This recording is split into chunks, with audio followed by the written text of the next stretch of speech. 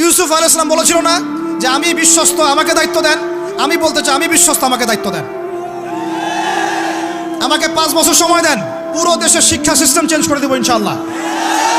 Play group থেকে play group থেকে নিয়ে মাস্টার্স পর্যন্ত এমন শিক্ষানীতি প্রণয়ন করা সম্ভব যে আমাদের বাচ্চারা একদম প্লে থেকে মাস্টার্স পর্যন্ত বাংলা, ইংরেজি, অঙ্ক এবং জেনারেল সাবজেক্টগুলোর সাথে কোরআন হাদিসের একটা অপূর্ব সমন্বয়ে পড়াশোনা করবে ইনশাআল্লাহ। একা করে দিতে পারবো ইনশাআল্লাহ তাআলা। আমাকে এরকম 100 জন শিক্ষাবিদ দেন, 100 জন আলেম ওলামা দেন, একটা প্যানেল করে দেন, পুরো দেশের শিক্ষা চেঞ্জ করে দেওয়া যাবে ইনশাআল্লাহ। যাদেরকে রেখেছেন এদের মাথায় গোবর আছে, যাদেরকে রেখেছেন এদের মাথায় টাটকা গোবর আছে। বইপত্রগুলোর অবস্থা দেখেছেন? বইপত্রগুলো ঘাটাঘাটি করেছেন? সমকামিতা প্রমোট করছে আমাদের দেশের মধ্যে, ট্রান্সজেন্ডার প্রমোট করছে আমাদের দেশের মধ্যে, আমাদের বাচ্চা কাচ্চা কচি কাঁচা বাচ্চাদেরকে শারীরিক শিক্ষার নামে যৌন শিক্ষা দিচ্ছে। এগুলো আমাদের মুসলমানদের শিক্ষা? এটা চলতে থাকলে দেখবেন অচিরেই কোনো মানুষ বাচ্চাদেরকে স্কুলে পাঠাবে না, এটা অরুচি ধরে যাবে। তখন কি হবে? কোটি কোটি স্কুল, কলেজ, বিশ্ববিদ্যালয়ে খা খা করে পড়ে থাকবে, কেউ পাঠাবে না ওখানে। তখন মাদ্রাসার দিকে মানুষ ঝুঁকবে আরো বেশি। আমি তো দাবি জানাই উপরের লেভেল থেকে এমন একটা শিক্ষা ব্যবস্থা প্রণয়ন করা হোক যাতে আমার মাদ্রাসা গড়ার প্রয়োজনই না হয়। ওই সিস্টেম রাষ্ট্রীয়ভাবেই পড়ানো হবে ইনশাআল্লাহ। আপনি মালয়েশিয়ার দিকে তাকিয়ে দেখেন, আপনি এই যে ওয়েস্টার্ন কান্ট্রির মধ্যে অনেক কান্ট্রি আছে, অস্ট্রেলিয়ার মতো জায়গাতে আছে, ব্রিটেনের মতো জায়গাতে আছে, কোনো কোনো ক্ষেত্রে আপনি লেবাননকে দেখেন, ইয়েমেনকে দেখেন, জর্ডানকে দেখেন, কাতারকে দেখেন, সৌদি আরবিয়াকে দেখেন, অনেক কান্ট্রি আছে। ভালো কাজের তো প্রশংসা করতে দোষ নাই, দোষ আছে?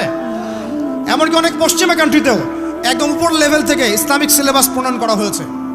তার মানে এমন না যে তারা সায়েন্সকে গুরুত্ব দেয় নাই, ম্যাথকে গুরুত্ব দেয় নাই, ফিজিক্স পড়ায় নাই, অ্যাস্ট্রোফিজিক্স পড়ায় নাই, ইকোনমিক্স পড়ায় নাই, বিষয়টা এমন না। তারা ফিলোসফি পর্যন্ত পড়িয়েছে। ঘাটাঘাটি করেন, অনলাইনে সব মজুদ আছে। এমন শিক্ষানীতি প্রণয়ন করা সম্ভব একদম প্লে থেকে নিয়ে মাস্টার্স পর্যন্ত। আমার ছেলে ইমামতিও করবে, এদিকে বিমানও উড়াবে ইনশাআল্লাহ। আমার মেয়ে ডাক্তারও হবে, এদিকে দেখবেন হাফেজাও হবে ইনশাআল্লাহ। একজন মুফতি সাহেব, তিনি ফতোয়াও দিবেন, একই সাথে বিশ্ব অর্থনীতির সম্পর্ক জানবেন ইনশাআল্লাহ। একজন আর্মি অফিসার, তিনি যেমন সামরিক ক্ষেত্রে লিডার হবেন, তেমনি দেখবেন ফিকহের কিতাব মোতালা করে ফতোয়া দিতে পারছেন ইনশাআল্লাহ। এই যুগটা এটা কোনো মানে স্বপ্নের যুগ নয়, এই যুগটা ছিল এক সময়। বেশি দিন দূরে যেতে হবে না, আপনি 200-300-400 বছর পিছনে যান, দেখবেন মুসলমানরা এমন সোনালী যুগ পার করে আসছে। অতএব এগুলো কোনো গাল গল্প করছি না আমি, এগুলো বাস্তবে রূপান্তরিত করা অবশ্যই সম্ভব, বারহাক সম্ভব, যদি এরকম কিছু মানুষের মধ্যে উদ্দীপনা থাকে, একটা সৎ সাহস থাকে, আমাদের উপর থেকে যদি একটা সহযোগিতা আসে এবং আমাদের মতো যারা ইয়াং তাদেরকে যদি মূল্যায়ন করা হয়, ইনশাল্লাহ দেখবেন বাংলার জমিন পরিবর্তন হয়ে গেছে।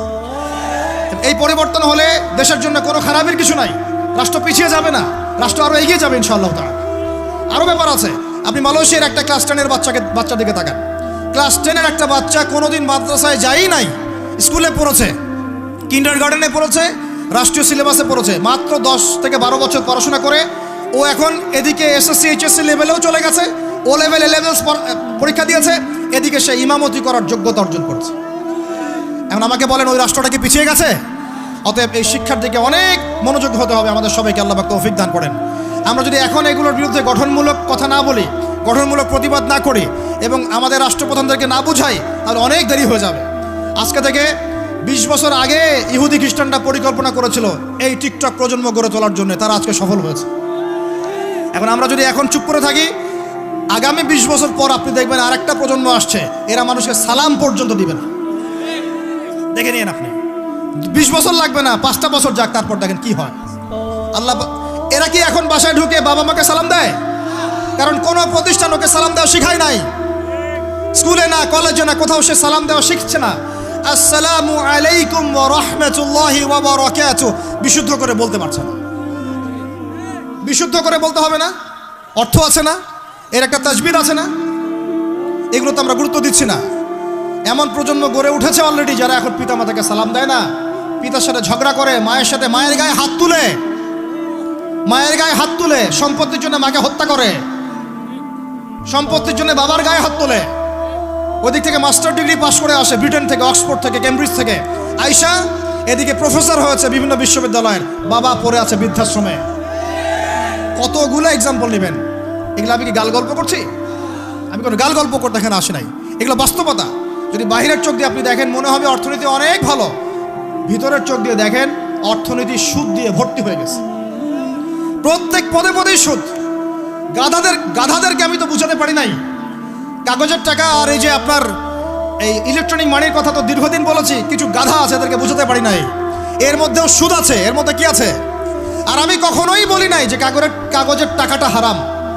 মিথ্যাচারে এরা যে পরিমাণ হাদিস জাল বানায়, এদের চেয়ে বড় জাল বানানো কর কেউ নাই বাংলাদেশে। একটা কথাকে ঘুরাই ফিরে এমন ব্যাখ্যা শুরু করবে যে আপনি বিভ্রান্ত হয়ে যাবেন। একটা ইমোশন প্রকাশ করবেন, উহুদের প্রান্তে দাঁড়িয়ে একটা ইমোশন প্রকাশ করবেন, ও বানাই দিবে ও জান্নাতের ঘ্রাণ পেয়ে আসছে।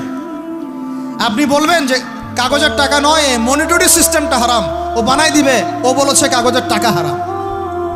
আপনি বলবেন যে আপনার যদি গান শুনতেই হয় তাহলে একা একা শোনেন, আমাকে শোনাচ্ছেন কেন? ও বানাই দিবে ও গান একা শোনা জায়েজ বানাই দিছে। এর এত খবিস, এত খান্নাস, এদের চরিত্রটা চিনতে পারতাম না আমরা যদি গাজাই শোনা আসতো। আল্লাহর কসম আমিও কিছু কিছু জায়গায় এদেরকে কোনো কোনো ক্ষেত্রে ভালো মনে করতাম। আল্লাহর কসম গাজাই শোনা আসলে আমি বুঝতে পারতাম না এদের ভিতরে কত মুনাফিকি আছে। আল্লাহ পাক আমাদেরকে মুনাফিকদের থেকে হেফাজত করেন, মাজলুম ভাইদের সাথে থাকার তৌফিক দান করেন, জালেমদের পক্ষপাতিত্ব করা থেকে আল্লাহ হেফাজত করেন। নির্লজ্জদেরকে দেখেছেন? নির্লজ্জরা এখনো বলেছে আইয়ুবী রাহিমাহুল্লাহর আকীদা ঠিক ছিল না। বলি নাউযুবিল্লাহ। আইয়ুবী রাহিমাহুল্লাহ যে ঘোড়ায় চড়ে জিহাদ করেছেন, ওই ঘোড়ার খুরের নিচে যে পরিমাণ মাটি ছিল, তোমার মতো হাজারটা মাতখালিকে ওই জায়গায় নিয়ে গেলেও তার সমপরিমাণ হবে না কখনো ইনশাআল্লাহ। আইয়ুবী রাহিমাহুল্লাহ যে তরোয়াল দিয়ে যুদ্ধ করেছেন, ওর এক ফোঁটা রক্তের দাম তোমাকে বিক্রি করলে হবে না ইনশাআল্লাহ। তুমি তার আকীদা নিয়ে প্রশ্ন তোলো, নির্লজ্জ কোথাকার। একজন বলেছে ফিলিস্তিনিরা মায়ের খাবে না কেন? ইহুদিদের সাথে থাকতে থাকতে নাকি ওদের মতোই হয়ে গেছে। নাউযুবিল্লাহ। আল্লাহ মাফ করেন, আল্লাহ হেফাজত করেন। একজন বলেছে যে হামাস ইহুদিদেরই হাতে তৈরি করা, বিচ্ছিন্ন হয়ে নাকি সন্ত্রাসী কর্মকাণ্ড করছে। বলার ভাষা নাই, আমি বলতে বলতে ক্লান্ত হয়ে গেছি, আর বলতে চাই না। বলার আমার রুচিও করে না, আর ভাষাও নেই। তবে এতটুকু আপনাদেরকে আমি আশ্বস্ত করতে চাই, ইনশাআল্লাহ তাআলা বাংলাদেশের হকপন্থী ওলামায়ে কেরামদের যে জামা আছে, কওমি করণের ওলামায়ে কেরামদের যে হকপন্থী ওলামায়ে কেরামদের জামা আছে, প্রত্যেক বই, প্রত্যেক মেম্বার, প্রত্যেক আলোচনায় তারা আল আকসা ইস্যুটাকে জীবিত রাখবে ইনশাআল্লাহ। এটাকে আমরা জীবিত রাখবো ইনশাআল্লাহ। ওরা এটাকে ভুলিয়ে দিতে চাচ্ছে, এই জন্য নতুন নতুন ইস্যু তৈরি করার চেষ্টা করছে। খবরদার, আপনারা এই ইস্যুতে পা দিবেন না। আপনাদেরকে ভিতরে চোখ খুলতে হবে এবং মূল গন্তব্য চিনতে হবে। আল্লাহ রাব্বুল আলামিন আমাদের সবাইকে ভিতরে চোখ দিয়ে এই বিশ্বকে দেখার তৌফিক দান করেন। বিশ্ব অর্থনীতিকে দেখবেন, ভিতরে চোখ দিয়ে দেখবেন। ইলেকট্রনিক মানির মধ্যেও সুদ আছে, কাগজের টাকার ভিতরেও সুদ ঢুকেছে। সামনে আসবে বিটকয়েন্স, যেটা অলরেডি চলে আসছে। আরেকটা আসবে, সেটা হলো ক্যাশলেস সোসাইটি। কি বললাম বলেন? বলদ বলবে যে ভবিষ্যৎবাণী করে গেল, আহলুল বলদ ওয়াল কিরদা, আহলুল হিমার ওয়াল কিরদা। তো এরা ভবিষ্যৎবাণী করে গেল। আরে বর্তমান সম্পর্কে তুমি খবর রাখো না বলেই তো বর্তমানকে ভবিষ্যৎ মনে হয় তোমার। এটা বহু কান্ট্রিতে অলরেডি চালু হয়ে গেছে। এই যে আমাদের অনেক ভাই ব্যবসা করে, তারা চায়না যায়, কোরিয়া যায়, উত্তর কোরিয়া, দক্ষিণ কোরিয়া যায়। ওরা দেখে আসতেছে চায়না চালু করে ফেলছে অলরেডি। ক্যাশলেস সোসাইটি মানে হচ্ছে আপনি আপনার মুদ্রাকে সংরক্ষণ করতে পারবেন না। আপনি দেখলেন খিদির আলাইহিস সালাম দেয়াল নির্মাণ করলেন, দেয়ালের নিচে কি ছিল? খাজানা ছিল। তাহলে দেয়ালের নিচে খাজানা তিনি সংরক্ষণ করলেন কেন? এতিম বালকরা যেন বড় হয়ে সেটা নিতে পারে। তাহলে আপনি চিন্তা করেন, ওই মুদ্রাটা কি ছিল? ইলেকট্রনিক মানি ছিল, যেটা তিনি সংরক্ষণ করলেন। ওই মুদ্রাটা কি কাগজের মুদ্রা ছিল, যেটা তিনি সংরক্ষণ করলেন? ওই মুদ্রাটাকে বিটকয়েন ছিল, যেটা তিনি সংরক্ষণ করলেন? তিনি সংরক্ষণ করেছেন হয় গোল্ড কয়েন অথবা রূপার মুদ্রা। কারণ এটার মূল্য কমে যাবে না। এরা 20 বছর পর বড় হলেও বাবারই সম্পত্তি ফেরত পাবে। এইটা হলো ইসলামিক কারেন্সি, যেটা বিশ্ব থেকে উঠিয়ে দিয়েছে এই IMF, ওয়ার্ল্ড ব্যাংক আর ইউনাইটেড স্টেট এবং এদের যে চালাপালাগুলো সব। আমরা এই ব্যাস ওই সুর মিলাচ্ছি। ওরা কাগজের মুদ্রা দিয়ে সারা বিশ্বটাকে ডমিনেট করছে। তাও আবার এখানে আরও ব্যাপার আছে, কাগজের সব মুদ্রা আবার এক মানের না। এগুলো হচ্ছে হার্ড কারেন্সি, মানে শক্তিশালী কারেন্সি। এগুলো সফট কারেন্সি, মানে নরম কারেন্সি। বাংলাদেশের টাকা কোন কারেন্সি, হার্ড না সফট? এতটুকু তো জানেন। হার্ড কারেন্সি কি? মার্কিন ডলার, মানে মগের মূল্য। একটা কথা আছে না, মগের মূল্য। মগ কারা জানেন? হয়েছে যারা রোহিঙ্গাদেরকে মেরেছিল, ওরা এদের বলে মগ। আপনারা তো এগুলো জানেন না। ছোটবেলা আমাদের বাবা মারা ঘুম পাড়াতো না? খোকা ঘুমালো, পাড়া জুড়ালো, বর্গি এলো দেশে, মনে আছে? বুলবুলিতে ধান খেয়েছে, কি বলেন? তারপরে খাজনা দিব কিসে মনে আছে? ধান ফুরালো, পান ফুরালো, কি জানি খাজনার উপায় কি, আর কটা দিন সবর করো নাকি রসুন। এখানে কি বোঝানো হয়েছে আপনি বুঝতে পারবেন না, তো ইতিহাস পড়তে হবে।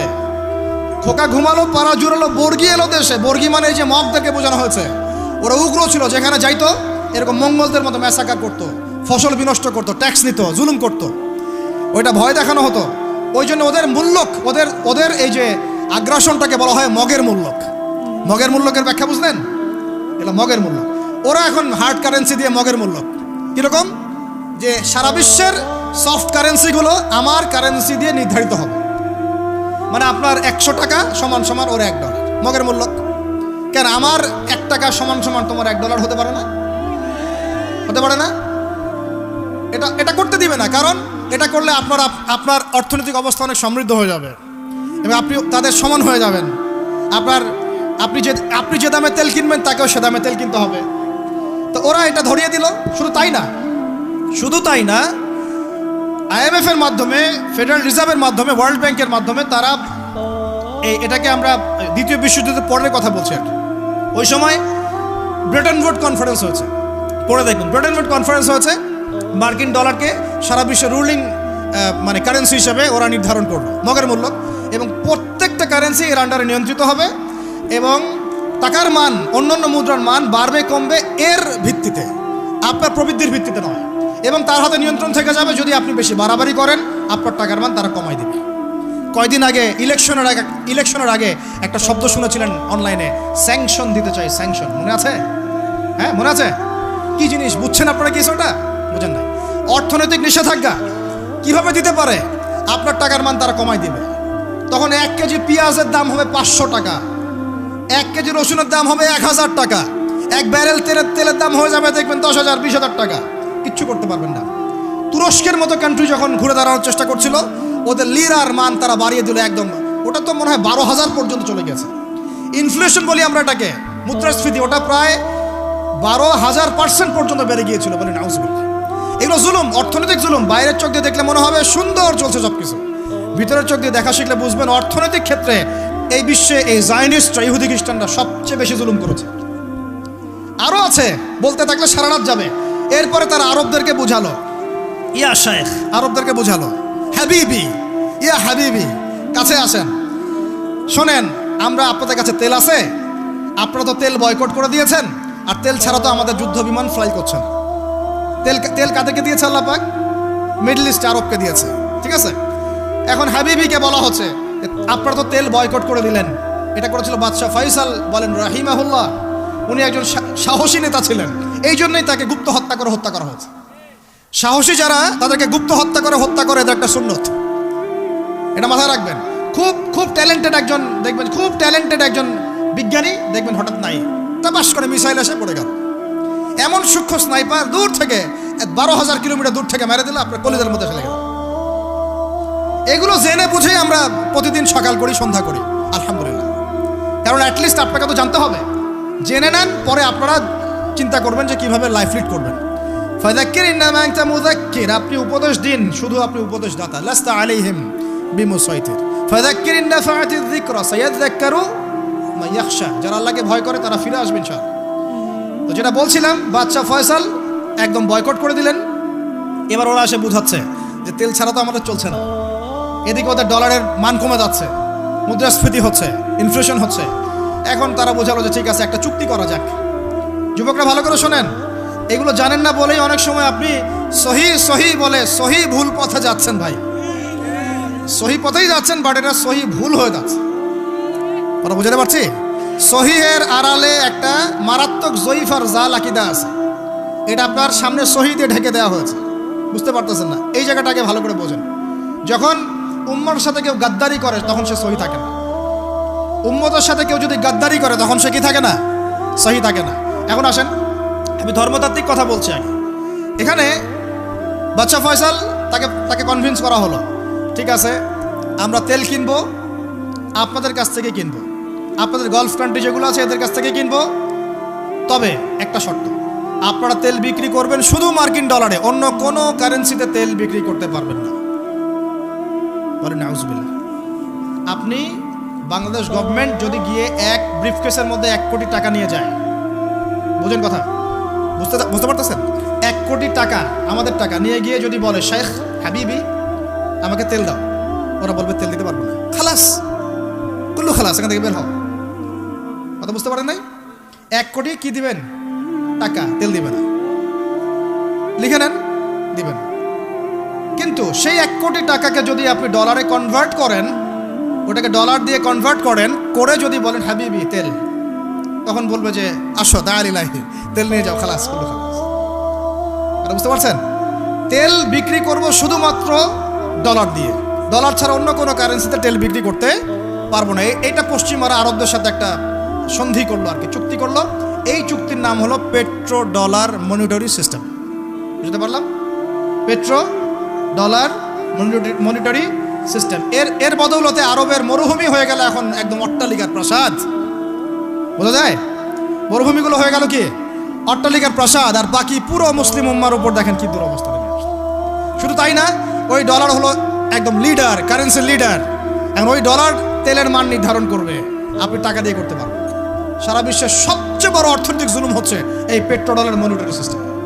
এর চেয়ে বড় কোনো জুলুম হয়নি অর্থনৈতিক জীবনে।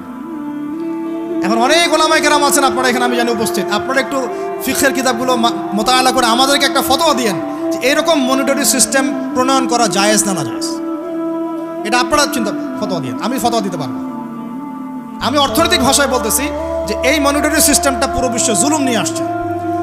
এখন আদতে, এখন শোনেন এই অংশটুকু শোনেন, তারপরে আমি শেষের দিকে চলে আসতেছি। আদতে এতে পশ্চিমাদের লাভ কি হয়েছে শোনেন। আমার কাছে এই যে ডলার, এটা আমি ছাপাই আমার দেশে, আমার কারখানায়। আমার খরচ হচ্ছে কাগজ, আমার খরচ হচ্ছে মেশিন, আমার খরচ হচ্ছে কালি। বোঝা যায়? বোঝা যাচ্ছে? আচ্ছা, এখন সেটা আমি বানালাম, ছাপালাম, গিয়ে আমি আরবকে দিলাম, তেল দাও। ওরা এই কাগজের টাকাটা নিল, নিয়ে রিজার্ভ করলো, করে মূল যে তেল, এই তেলটা মনে করেন তেল বা সোনা, তেল বা সোনা একই কথা, কারণ সোনার ফাংশন প্লে করছে এখন তেল। এখন তো যেহেতু গোল্ড দিনার নাই, দিরহাম নাই, এই তেলটা তারা নিল, নিয়ে ওদের দেশের আন্ডারগ্রাউন্ডে বাংকার আছে, গ্যালনকে গ্যালন তেল রিজার্ভ করতে থাকলো। এমনভাবে রিজার্ভ করতে থাকলো যে বিগত আগামী 30 বছর যদি বিশ্বে কোনো তেল নাও থাকে, ওরা চলতে পারবে, প্লেন উড়াইতে পারবে। ওদের মিলস বন্ধ হবে না, ফ্যাক্টরি বন্ধ হবে না, ওদের ইন্টারনেট সেকশন বন্ধ হবে না, বিদ্যুৎ বন্ধ হবে না, ওদের কোনো কিছুই বন্ধ হবে না, কোনো প্রযুক্তি বন্ধ হবে না। এত তেল তারা এখন রিজার্ভ করলো কি দিয়ে? ওর দেশে ছাপানো বিনামূল্যের ডলার দিয়ে। এবং সেই ডলারটা আমরা নিলাম, নিয়ে আমরা মাশাআল্লাহ অট্টালিকা নির্মাণ করলাম, আর মনে করলাম যে মাশাআল্লাহ আমি তো খুব ধনী হয়ে গেলাম, সমৃদ্ধি অর্জন করলাম। আদতে এখানে পশ্চিমাদের সবই লাভ। আমরা বলি না জালাও তাই কদু, আমরা বলি আম গেল সালাও গেল, তাই না? এখানে আমও তাদের, সালাও তাদের। আদতে আমাদের কিছু নাই। আপনারা হাসতেছেন, এইটা হচ্ছে সারা বিশ্বের সবচেয়ে বড় জুলুম। এখন আমরা তো থার্ড ওয়ার্ল্ডের কান্ট্রি, এটা হচ্ছে যারা বড় বড় ধনী রাষ্ট্র, ওদের অবস্থা হচ্ছে এই। আর আমরা যারা থার্ড ওয়ার্ল্ডের কান্ট্রি, উন্নত বিশ্বের দিকে এগিয়ে যাচ্ছে, আমরা যারা আস্তে আস্তে, যে পথে আমাদের দুর্নীতি বাধা, আমাদের এই যে নৈতিকতার অবক্ষয় বাধা, আমাদের মধ্যে আমানতহীনতা বাধা, এই বাধাগুলো আমাদেরকে আগাতে দিচ্ছে না। তা আমাদের অবস্থা কি হতে পারে তাহলে চিন্তা করেন।